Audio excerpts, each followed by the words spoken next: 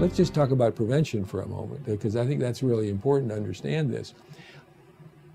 90% of adult addiction to alcohol and other drugs started in the teenage years. Mm-hmm.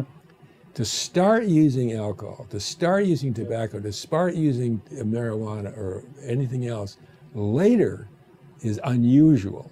Usually when a person gets to be 21 or so, the likelihood of starting it's not zero, but it's low. But the peak of it is it's all at adolescence. And the earlier you start, the more malignant the course. So that's because the adolescent brain is uniquely vulnerable to drug stimulation of brain reward. Mm-hmm. And it's uniquely vulnerable to it also because the restraining powers of the brain, the frontal lobe, are not fully developed. So you've got an imbalance where the stimulation of reward is heightened in adolescence and the restraining judgment about where does it go is limited, and that sets the stage for this. So all prevention is all about adolescence, and it's all about discouraging young people from using chemicals to stimulate brain reward. So what does that mean? That means alcohol. That means nicotine. That means marijuana. Those are the three gateway drugs. Kids who don't use any of those three drugs are not likely to use anything else. Those are the gateways into addiction, those three drugs. And there's people that don't like that term of gateway drugs. Yes, when they don't like it when it's applied to marijuana.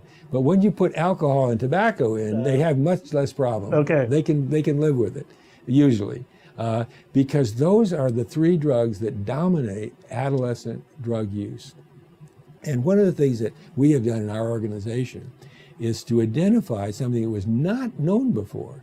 And that is that for the last 40 years, there's been a steady increase in the percentage of American teenagers who've decided not to use any alcohol, any nicotine, any marijuana, or any other drugs. In other words, to abstain from chemical stimulation of the brain totally. So in 1983, high school seniors in this country, 3% had never used any alcohol, any nicotine, any marijuana, or any other. 3%, 97% had. Last year, that number was 26%. Which is huge. Gigantic, from 3 to 26. Think about it. Yeah. High school seniors who've never used any Yeah. alcohol, Yeah. that's a quarter of them. That's remarkable for the whole country. Yeah. Nobody knew that.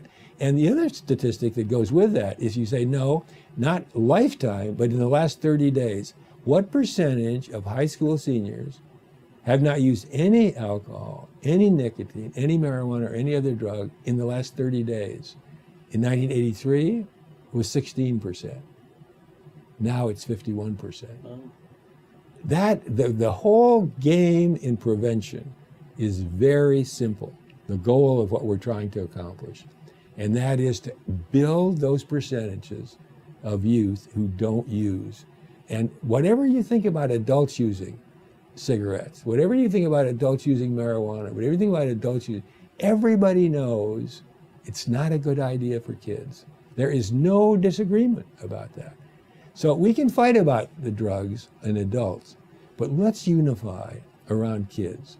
The goal is to help kids grow up drug-free, meaning not using chemicals to stimulate brain reward for pleasure.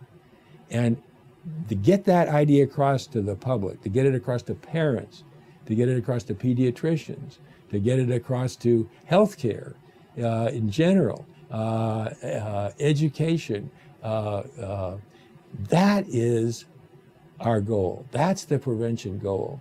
So when you do that, when you achieve that, the likelihood of later problems goes way down. Whereas when they start early, they have primed the brain for later exposure to other drugs, including opioids, and set the stage for this. Help kids grow up drug-free and articulate the goal. Most Americans have a hard time imagining because they consider it normal for kids to use drugs. That's right. And so by having that attitude, and I say to parents, I say, look, They use the word experimenting. Kids experiment with drugs. Okay. I want to think, if you think of something else that we all say, everybody knows that when you get in a vehicle, you wear a seatbelt.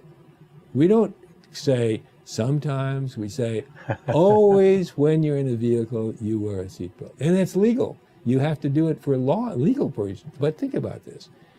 What do you think it would be if somebody said, I think kids should experiment with not wearing seatbelts?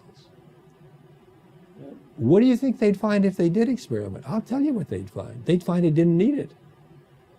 They would absolutely find that out for themselves. Would you think that would be a good experiment? I wouldn't. It's a stupid thing to say. And so when people say about kids experimenting, many people experiment with drugs and don't have a problem. You're darn right they do. Absolutely. That's true for heroin. Lots of people, not lots of people, many people though, will try it, drop it away, and it's done. Yes. Does that mean it's okay? It doesn't mean it's okay, and we can see it clearly about seatbelts.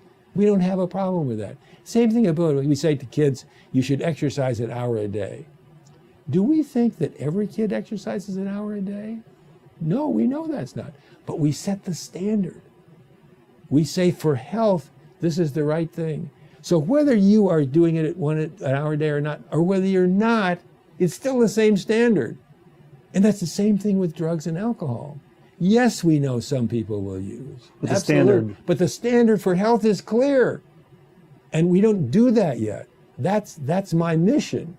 Our mission here is to get that idea across, that simple one choice for kids. And what we found, which is very interesting, if a kid uses any drug, let's say alcohol or marijuana, they're likely to use all of them. Mm-hmm. And you think about why that is. If a kid decides, I'm not going to use drugs at all, it's one choice, it's simple. But if they decide, I'm going to use alcohol, or I'm going to use nicotine, I'm going to use marijuana, once they make that decision, now, where are you going to use it? How much are you going to use it? What else are you going to use? You've opened up an incredible range of decisions that kid is going to have to make every day from then on. How surprising is it that many of them, as I say, the people who have not used any of those drugs, let's take marijuana. If they've not used marijuana, they're 10 times less likely to have used alcohol or nicotine than the kids who have used marijuana. And that's the same thing for alcohol and nicotine. They go together. It's not alcohol or marijuana. It's not nicotine or alcohol. They go together. And people need to understand it. That's why the one choice is such an important idea.